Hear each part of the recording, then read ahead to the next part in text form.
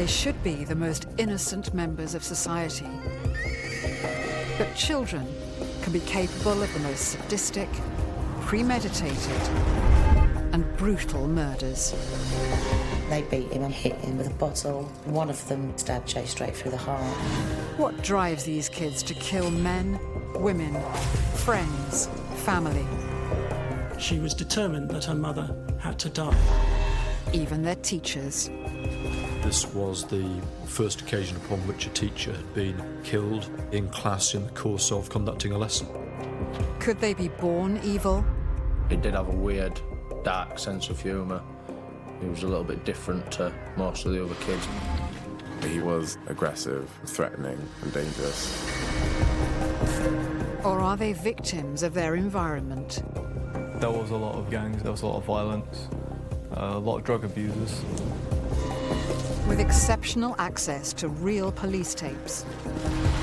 The voices are talking to me. You need to make a sacrifice or we're going to come and get you. You need to do it. And interviews with those closest to the victims and the perpetrators. A red mist had simply descended.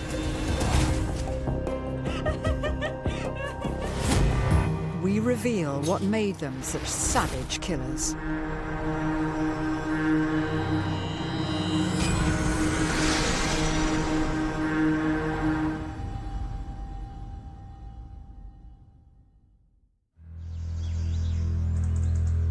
On April the 15th, 2016, the town of Spalding, Lincolnshire, woke to devastating news. Spalding is a most unlikely location for one of the most gruesome murders of recent times. 49-year-old dinner lady Elizabeth Edwards and her 13-year-old daughter Katie had been slaughtered in their beds. I was dumbstruck. I was absolutely gutted. Savagely stabbed and slashed across her voice box to ensure that she couldn't scream out. It was just shocking, absolutely shocking. 8 stab wounds in all, including 5 to Elizabeth's hands as she vainly fought off this ambush in her own bed.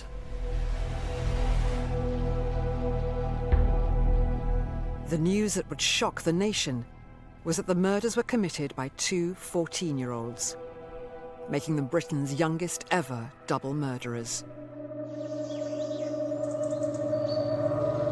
24 hours earlier, Elizabeth had been reported missing by her colleagues at St Paul's Primary School. Her partner Graham was starting to worry why he couldn't get hold of her. Me and Elizabeth had an argument, and I think she was just teaching me a lesson that by not answering her phone, but she used to always answer her phone. Concerns had been raised because Katie was 13 and had also been absent from school. They were always together. Katie used to wait around the entrance for her mum to finish at the school. But Katie wasn't the only teenager missing. Elizabeth's other daughter, 14-year-old Kim, was nowhere to be seen. Meanwhile, Kim's boyfriend Lucas had been reported missing by his aunt.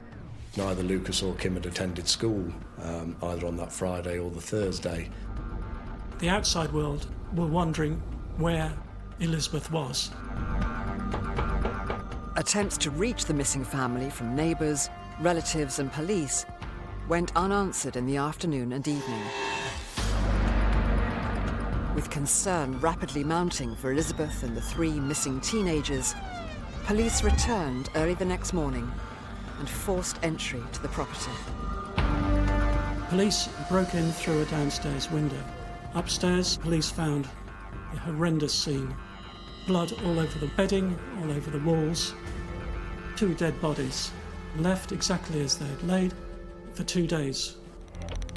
Inside the house with the bodies, police found 2 teenagers and arrested them on suspicion of murder. Because of their ages, the press couldn't report the details, but rumours began to spread locally that the culprits were none other than Elizabeth's own daughter, Kim, and her boyfriend, Lucas Markham. When I first heard that it was a daughter and boyfriend, I couldn't believe it. They were pretty much immediately arrested. There was enough evidence from the get-go to say that they were the reason for the murder. A lot of people were taking out lessons here and there to be interviewed by the police. It was a shock, really, like, to many people, because we didn't really think that would happen. When I was driving up, I see Kim in the back of a police car, and then the police got me in the car and they found 2 bodies. It did sort of hit me that Lucas was making jokes about it here and there at school, saying, I'm going to end up killing her one day. I think the biggest shock was finding out that Kim was actually, like, taking a part in it.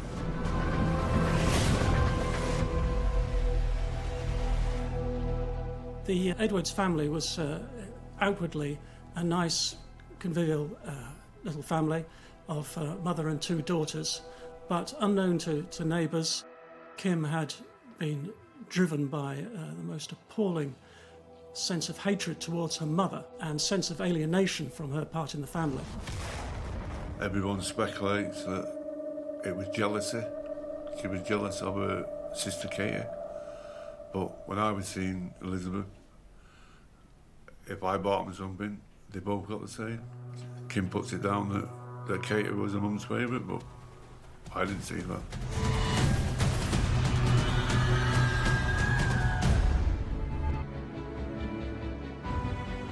Elizabeth Edwards was a single mum bringing up her 2 teenage daughters. She was popular locally, attending church and singing in the choir. She worked as a dinner lady at St Paul's Primary School beside the estate. I knew Elizabeth because I was the governor of the school. Elizabeth was strong in her local community. She helped at the local church. The Edwards family lived on a fairly run-down estate. Elizabeth was a regular churchgoer, and she also used to volunteer in a local charity shop. She's always smiling. One of those bubbly people. Used to do after-school activities with children. She loved children. Elizabeth's daughter Katie was in Year 8 and attended the same school as Kim. Katie was an outgoing girl, like, she had a lot of friends, she was quite popular and all that within her year group. Elizabeth had been making plans for the future with her partner Graham. You're not recorded. You're not videoing this, are you? There you go. No way! She was organising us for her to get married. Graham spent all his free time with the Edwards family. Kate was very happy. Triple Tina's always laughing. Kim wouldn't talk to me at first, but then she started to come round to talk to me. We used to have like a family afternoon of DVDs, Sunday dinner. I bought a dog with the family. It was only a puppy, and then we used to take it to walks around Spalding, along the canal. Me and Liz would have had 30 years together. Lucas and Kim have destroyed my life. What no one was aware of was that in the days before the murder, the 2 teenagers had spent hours walking the canal that joined their houses and sitting in the town's McDonald's, plotting the most effective way to carry out the killings. What's really interesting about this case is, yes, they've planned this murder, but they've planned it in a really childlike way. They're sat in McDonald's, eating a Happy Meal, planning a murder in a jokey way initially, and they then say that the jokes turn serious. They're children and they are quite childlike. They're detached in their emotions. They haven't got that emotional regulation and stability. How did it go from jokey, childlike, oh, I want to kill my mum, to, oh, we're going to actually kill my mum? The murderous plan was put into action when 14-year-old Lucas took 4 knives from his aunt's kitchen and in the middle of the night walked for 3/4 of a mile to Kim's house. Careful to avoid being spotted, he took a quiet path along the canal and climbed the wall into the back garden. This was a fairly well planned out murder. The agreement had been that Lucas would come round to the house and the pair of them would commit the 2 murders.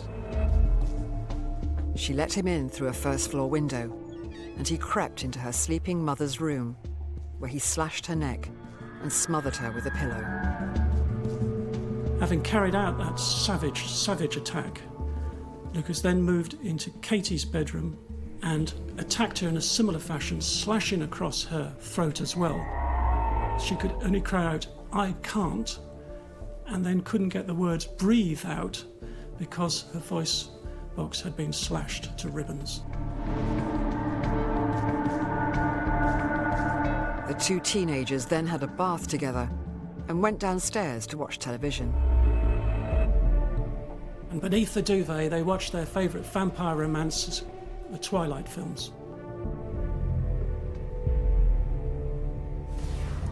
Lucas didn't want to talk in early police interviews, but Kim provided some of the most chilling statements the Lincolnshire Constabulary had ever heard from a child. She was laying on her side and he stabbed her through the neck. I was okay with the fact that it happened so quickly, but gave me peace of mind because it wasn't like torture or anything. Once Lucas heard Kim was talking, he decided to make a statement too. Or was the plan to kill Elizabeth and Katie? Yeah. Where was the plan since Wednesday? Why? What was the reason for killing Katie? Because she'd call the police. Is that the only reason? Pretty much. For 23 years, I was the courts correspondent of the London Evening Standard. Kim's interview after the murders were some of the most chilling evidence I have ever heard. It's a case that leaves you in despair for humanity. The children who committed these murders grew up exposed to violence. Lucas's bullying started from primary school. He was like everybody's punching bag. At a young age, Kim could see her father beating her mother. Could these experiences growing up explain why they committed this brutal crime? What happened in the lives of these children to make them be able to be so callous? And that's where I look at that early developmental trauma.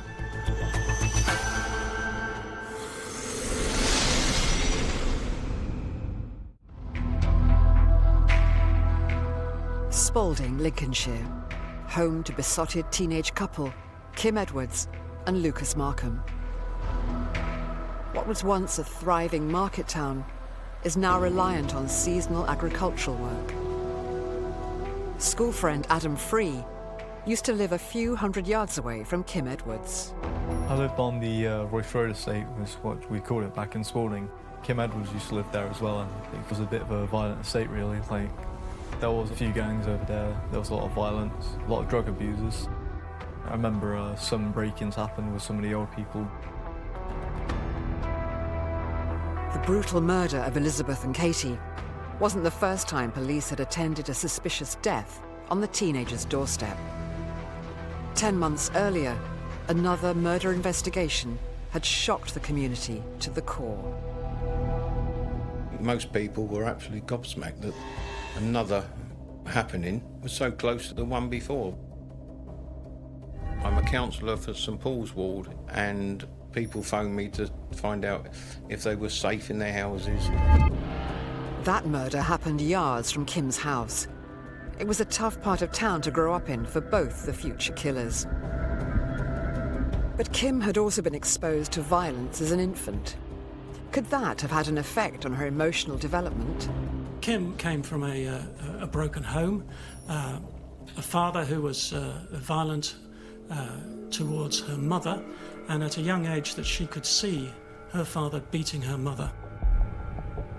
Witnessing constant daily domestic violence in those formative years of a child's life is really detrimental on their brain development. It impacts on how the brain grows, and that has consequences on their behaviour, on their ability to survive, because they're constantly expecting danger.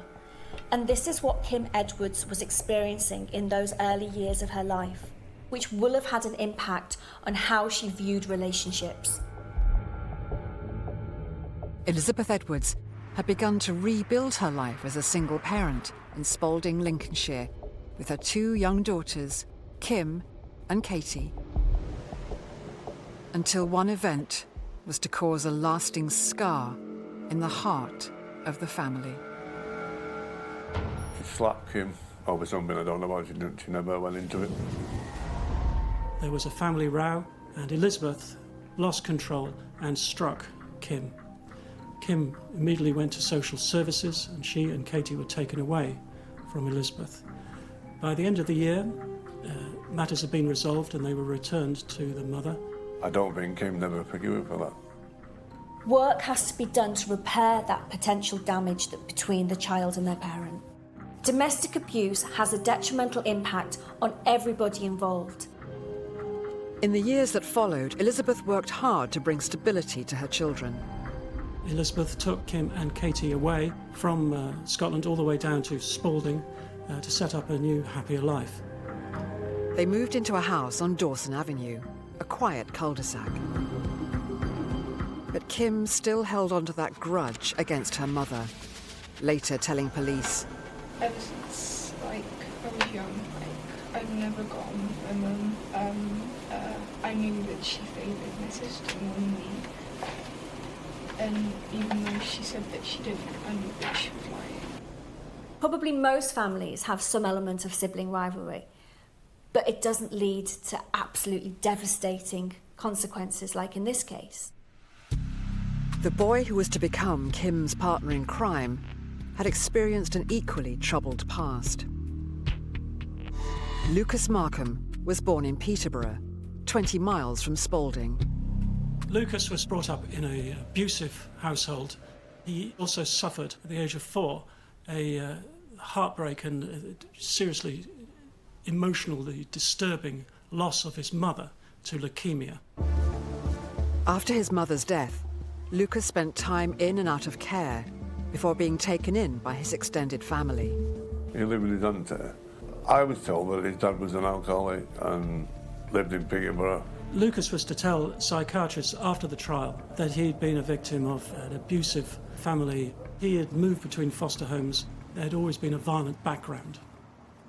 Lucas Markham was living with an alcoholic parent, but he had the stability in his early years of his mother, who would likely be his main carer. So when she dies at the age of 4, that completely changes his life. He has absolutely no emotional security, no sense of belonging, nobody to turn to. So when she dies, he loses everything. But that all changed for Lucas once he met Kim Edwards in Year 8 at the Sir John Gleed School in Spalding. Kim had first come to notice Lucas when Lucas threw a chair across the room during an English class. I would say Lucas was trying to impress Kim at times, yeah. Lucas was a rebel, a loner, and in Kim's eyes, quite an attractive person with whom she could bond. It's not surprising as a professional looking at this case that Kim became attracted to Lucas when he's demonstrating aggressiveness. It's almost like my knight in shining armour will protect me. What we see in Lucas Markham's case is that he is very detached from people around him until he meets Kim Edwards. And then he finds the person that he feels love, attention, and a sense of being needed. That would have been powerful for him. He was a right guy at first, when I first met him and all that. He hadn't had the best of life with his mother and father and all that. People were joking about the fact that his mum died of cancer over behind his back. It was a disgusting thing to say, really, when you find out about it, but it just really makes me feel like that. He was very hated. He was getting bullied quite a lot by a lot of the kids, which then usually resulted into him fighting back. Like, he wasn't really someone to sit down and just take it. Now they were a couple, Kim and Lucas began to spend more and more time together. At school, Kim was a bright child, but she clearly was drawn to rebel figures. Lucas ticked all the boxes in what she saw as her ideal boyfriend. His similar background bonded them so closely together that it was the basis of this toxic relationship. If at first their relationship provided mutual support, it very soon caused both children more problems. She was getting bullied quite a bit as well here and there, probably because she was dating Lucas. She was a bit outcasted. Kim and Lucas's relationship was weird at times. Like, they were very, very close, and it did sort of like creep me out at times when I looked at it.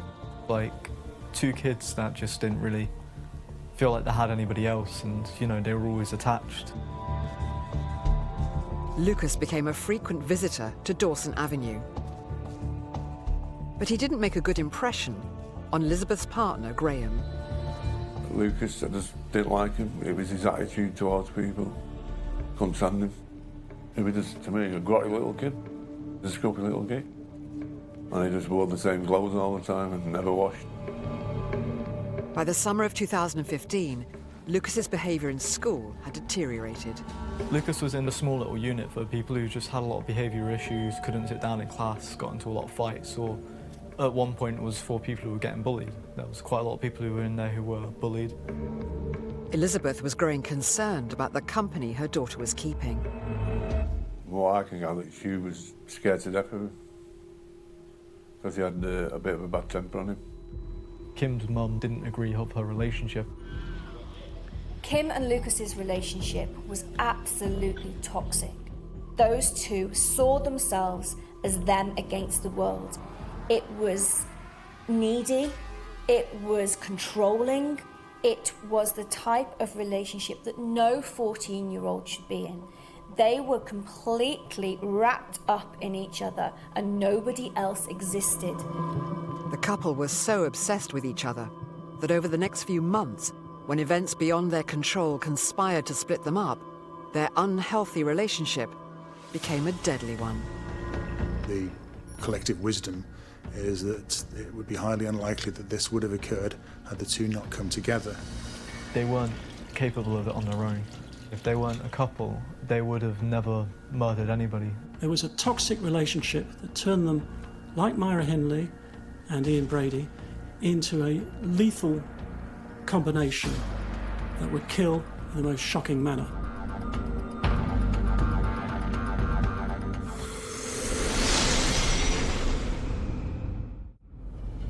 In April 2016, two teenagers in Spalding, Lincolnshire, had been arrested for the murders of dinner lady Elizabeth Edwards and her 13-year-old daughter, Katie.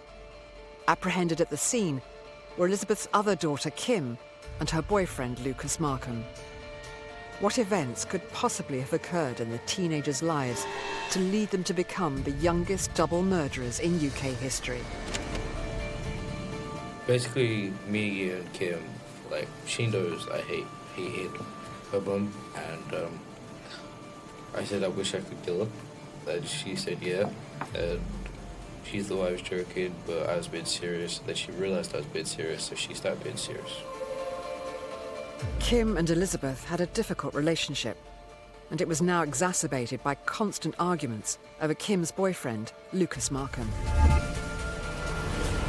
I think Kim did appreciate her mum, but when Lucas came on the scene, I think the thing has changed.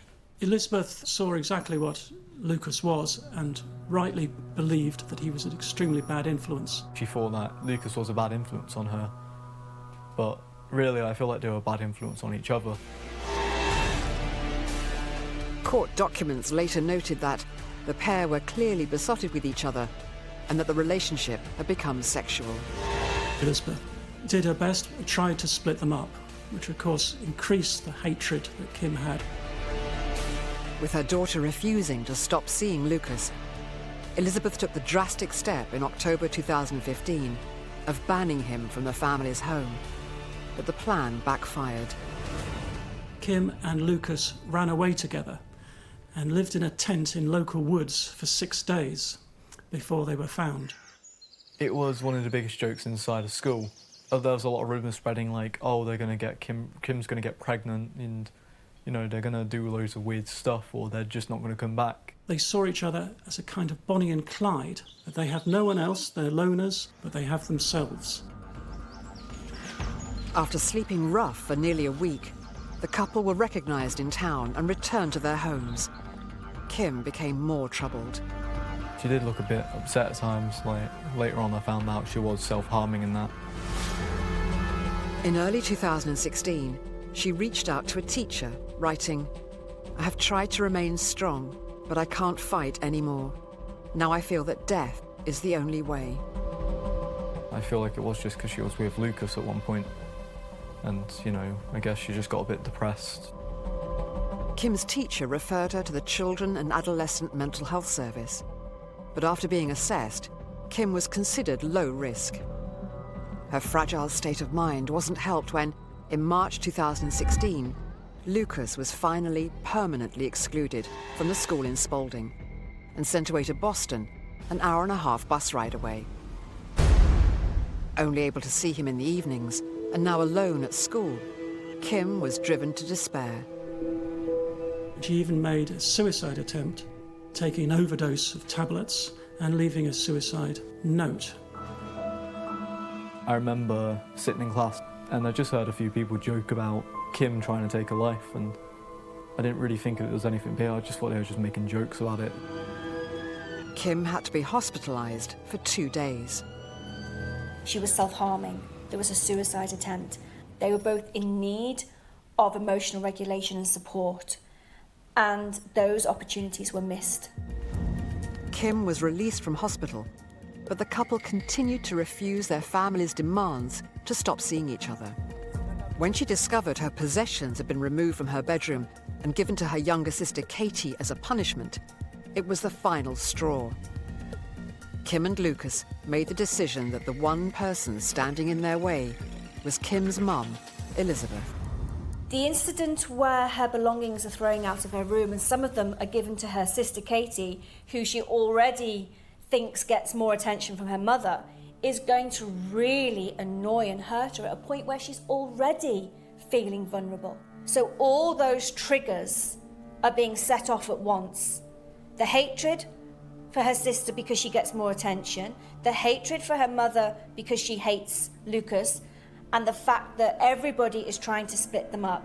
For me, that is the trigger of why those murders occurred. Once the decision had been taken, they spent the following days plotting exactly how the murders were to be carried out.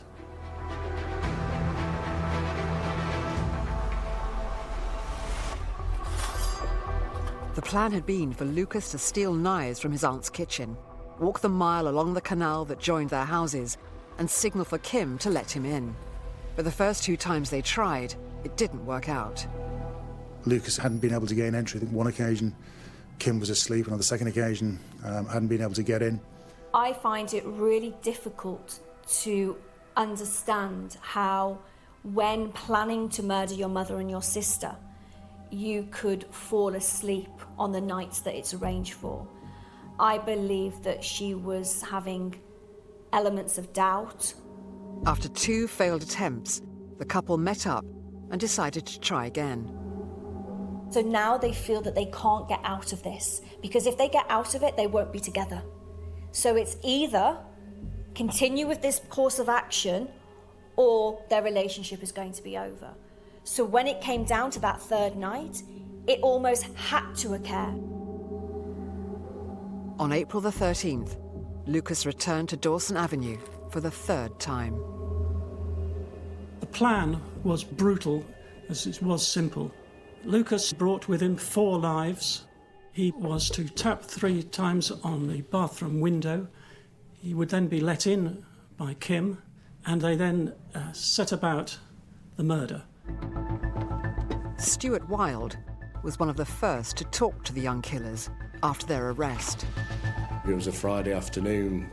I received a call to attend at Grantham Police Station for 2 juveniles who'd been arrested on suspicion of murder. I was told 2 bodies were in situ still within that property. Lucas looked like a schoolboy. It was hard to comprehend that a 14-year-old had been accused as to what the police were saying he'd done.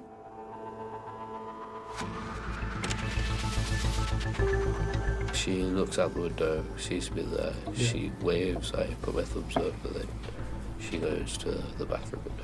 She opens the bathroom window, I pass my bag through, I get through, and then she opens my bag, and I take a knife out, and I pass her a knife. She holded the knife, but never used the knife.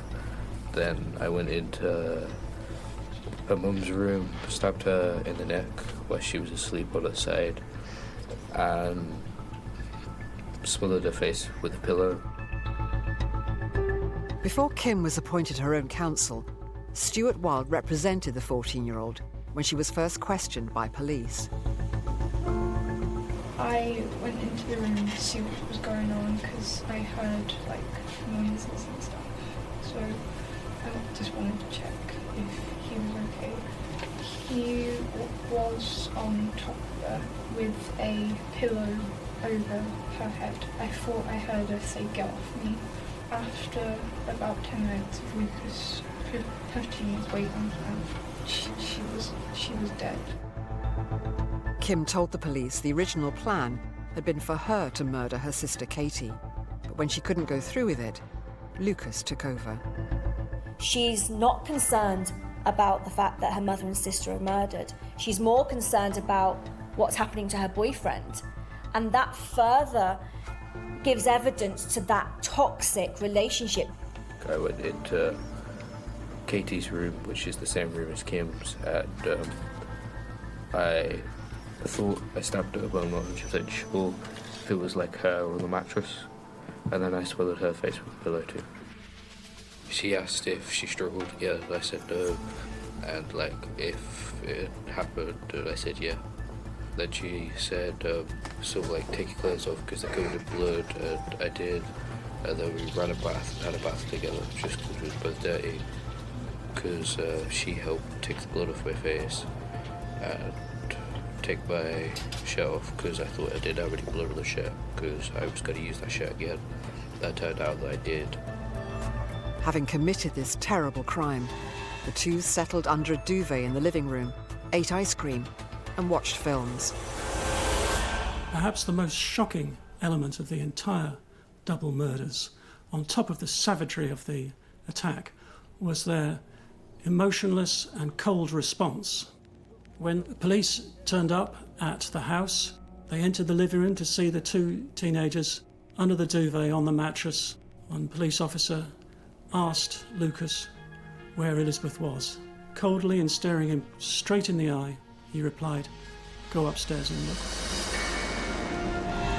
There had originally been a different plan for the aftermath of the murder. The police also discovered some pills which reflected Kim's original plan. Once she and Lucas had killed her mother and her sister, that the two teenagers planned to kill themselves. I think Lucas Markham had no intention of killing himself.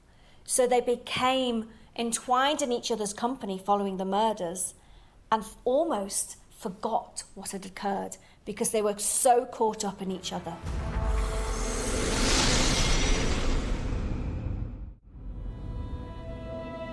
In the 7 months between the discovery of Elizabeth and Katie Edwards' bodies and the eventual murder trial, there was a ban on the press reporting the identities of the two teenagers arrested for the crime. Because they were so young, there was anonymity in the press. You could name the victims because they were dead, but you couldn't name the defendants. The town was in mourning. Adam was at school when he heard the news. We're just sitting there in the assembly and you see our headmaster coming in. He looks like he's got tears coming in. He's just saying that it's a tragic thing. People are crying, and you do see that Kate was very liked in school, like she was loved and all that. And it did hurt a lot of people. People who knew Kim and Lucas began to question whether there had been warning signs. Friends of Lucas point out that he was obsessed with a case that had occurred on the local estate. A 42-year-old man called Warren Free had been set upon by a gang of teenagers. Warren Free, the father of Lucas and Kim's school friend Adam, had been killed 10 months earlier, just a few hundred yards from the Edwards family home. Lucas was sort of on my side with my dad's murder. He was very supportive of me, but he was coming a little bit questionative about it. He sort of wanted to know a bit more about what happened and how they sort of got away with it, really. It's about 3 in the morning. There were just a bunch of kids my age, a little bit older, just kicking down the fence. Adam's father went outside to defend his property. He ended up grabbing a metal pole, which he had just to defend himself. He went out and he was waving it about, telling them to leave. They basically went up to him and just started attacking him. He was hit with a pole in the neck, which popped a blood vessel, which was basically the killing blow. The suspects that the police were to round up were later cleared at trial, and Lucas's friends think that he was inspired by this, that he could actually murder and get away with it. I guess they thought they could get away with it because the people who killed my dad did. But justice had caught up with Lucas, a boy who was prepared to do anything to protect his alliance with Kim. The people that should be there for him, supporting him, emotionally there for him, are just not there. His mother's died, his father's an alcoholic. He is very detached from people around him until he meets Kim Edwards. And Lucas had been willing to kill in the most calculated, cruel manner rather than lose Kim. Together, both teenagers were charged with murder. The defence needed to explore if the murders could be explained by mental instability. Lucas was quite bright, quite chatty, but at the same time terrified because of the circumstances he put himself in. Because of his age, he's only 14, doctors need to be instructed, and his psychiatric state, his mental health needed to be assessed.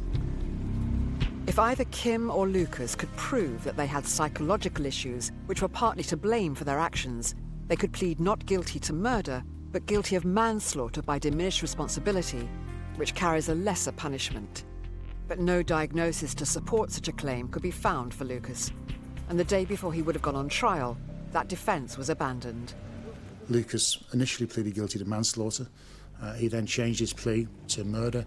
Our understanding was that Kim was going to maintain her plea of not guilty to murder, but guilty to manslaughter on the basis of diminished responsibility.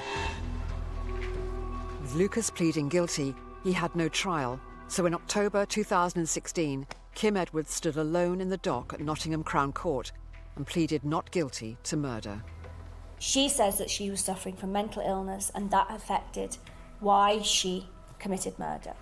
I went to the trial all the way through it. I stared at Kim and she couldn't look at me. And she's like, got no remarks on her face. The evidence the jury heard included Kim's original police interview. Feel happy about it. My mum doesn't have to deal with me being, suicidal, and she doesn't have to wake up worrying every morning to see if I'm still alive. And my sister doesn't have to go through the heartbreak and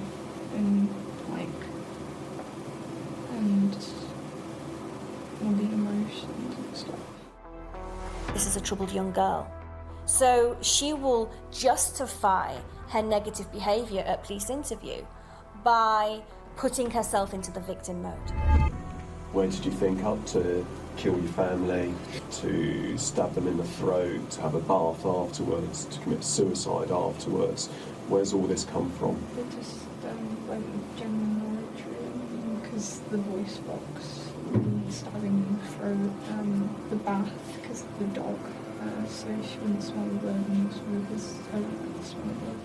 A possible explanation for their complete emotional detachment goes back to looking at the damage caused to their brain by early developmental trauma. But how far can Kim's turbulent formative years really excuse her decision-making? That young person needs help to recover from that trauma, but it doesn't stop them understanding that it is wrong to commit murder. Kim Edwards and Lucas Markham knew that taking somebody's life was wrong. They just didn't have the emotional regulation and the consequential thinking to really understand what they were about to do, but they knew it was wrong. It was up to the court to decide if Kim could be held wholly responsible for her actions. 2 expert witnesses examined Kim's mental state. The psychiatrist for the defence concluded that Kim had developed an adjustment disorder, but also suffered from a severe attachment disorder because she hadn't bonded with her mother due to multiple stressors within a short space of time, aggravated by her relationship with Lucas. The prosecution psychiatrist had a different view, concluding Kim Edwards was not suffering from an abnormality of mental functioning caused by a recognised medical condition. This meant she did not have a defence of manslaughter on the grounds of diminished responsibility. One said that she was suffering from a mental disorder, adjustment disorder, and one said that she wasn't. For me, this is a child that absolutely was suffering from developmental trauma. Absolutely, there were factors that would have impacted on why she did what she did. However, in terms of diminished responsibility, being traumatised, even though it causes changes to the brain, it doesn't mean that you don't know the difference between right and wrong, which is why it can't be used as diminished responsibility in court. Having heard from the experts, the jury agreed that Kim's lack of parental nurture and traumatic environmental factors were not enough to support her defence of diminished responsibility, and they unanimously found her guilty of murder. With Lucas having already admitted to the crime, the two were reunited for sentencing. The judge summed up his view of these teenage double murderers, stating, "You were, in my view, in a hermetically sealed, pathetic world of your own, of deep, deep selfishness and immaturity, where only your feelings and desires matter, and nobody else's." In recent times, it was certainly a crime without precedent in this country, but they were both held equally responsible, and 20 years was the sentence which was passed. The two killers were sentenced to life imprisonment and ordered to serve a minimum of 20 years. This was reduced on appeal to a minimum of 17.5 years. The judge added, "I sentence you as children, which you are. I sentence based on hope for you and for society, rather than in the expectation of failure." If Kim gets the help she needs, I think there will be a day that she wakes up and the reality of what she's done will hit her. And at that point, she will feel remorse. People who knew the teenagers aren't convinced they can be rehabilitated. Even after 17 years, it's never really going to get rid of the fact that you murdered somebody. As far as I'm concerned, they should be locked up for life. The pair of them shouldn't be allowed out. They took a life, so a life for a life. The couple were convicted of murder, but was there something innate in these two killers that meant this terrible situation was inevitable? Or could the murder of Elizabeth and Katie have been prevented? This is one of those cases that I look at and think how terribly sad that we missed an opportunity to help a damaged young girl and a damaged young boy. They both had terrible influences on each other's life, really. If Kim and Lucas weren't a couple, I don't feel like the murders would have happened. Separately, they were both troubled young people, and they would have had particular issues. Maybe there would have been some antisocial behaviour, there would have been mental illness, suicide attempts, self-harm.